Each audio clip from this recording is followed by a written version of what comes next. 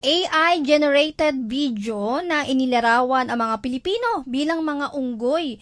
Binatikos ng iba't ibang grupo. Alamin natin yan kay Madeline Villar Moratillo. Radyo Agila Live Report! Yes, sa ating weng ating mona, mariin ngang kinundina ng iba't ibang socio-civic organization ang inilabas na AI-generated video ng China Daily na naglalarawan sa mga Pilipino bilang mga unggoy. Sabi ni Dr. Jose Antonio Goycia, Chairman Emeritus ng People's Alliance for Democracy and Reforms at iba pang grupo, hindi dapat palagpasin ang ganitong uri ng racism. Sabi ni Goycia, hindi lang nito kinwestiyon ang paninindigan ng Pilipinas sa West Philippine Sea, kundi hinamak rin nito ang sambayan ng Pilipino. Dapat anya itong kondinahin ng bawat Pilipino dahil paglapastangan niyan sa dangal ng sambayanan.